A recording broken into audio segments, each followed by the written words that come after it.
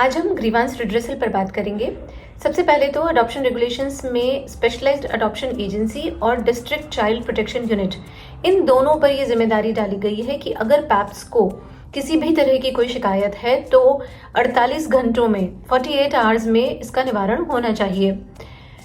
पर अगर इनकी राय से या इनके निर्णय से पैप्स संतुष्ट नहीं है तो जो इन कंट्री अडॉप्शन वाले केसेस हैं उसमें प्रावधान ये है कि पैप्स अगले 7 दिनों के अंदर अंदर सारा को अप्रोच कर सकते हैं।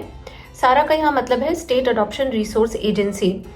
ये बेसिकली स्टेट में कंसर्न डिपार्टमेंट की वो ब्रांच है जो राज्य के अंदर अडॉप्शन से रिलेटेड मैटर्स देखती है।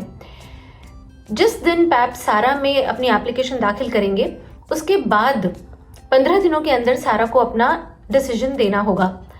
अगर सारा की तरफ से कोई रिप्लाई नहीं मिलता है या जो रिप्लाई मिलता है वो सेटिस्फैक्टरी नहीं है, पैप्स उससे सेटिस्फाई नहीं होते हैं, तो फिर इसके बाद वो 48 घंटों के अंदर अंदर कारा को इस बारे में लिख सकते हैं।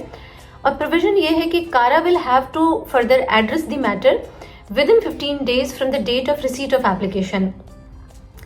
और जहाँ तक इंटर कंट्री अडॉप्शन केसेस का सवाल है तो इस तरह की जो एप्लीकेशन है या अपील है वो डायरेक्टली कारा में ही भेजी जाएगी और वहाँ कारा को एप्लीकेशन मिलने के बाद 15 दिनों के अंदर अंदर अपना निर्णय देना होगा। So this is the grievance redressal mechanism which has been given in the new adoption regulations. पुरानी रेगुलेशंस में हर तरह के केस के संदर्भ में अपील डायरेक्टली कारा में भेजने का प्रावधान था, लेकिन अब इन कंट्री अडॉप्शन केसेस में फर्स्ट अपील सारा में दाखिल करनी होगी और अगर वहाँ कारगर समाधान नहीं मिलता है तो फिर सेकंड अपील कारा को भेजनी होगी। इंटर कंट्री अडॉप्शन केसेस में अपील डायरेक्टली कारा को ही भेजनी होगी। And here I would like to bring one more thing to your notice and that is regarding the grievance window which is available on CARA's website.